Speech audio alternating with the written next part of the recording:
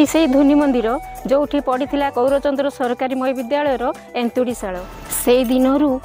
ए विद्यालय तार उज्जवल आलोक ए अंचल को आलोकित कर चली एवं आग को चलो।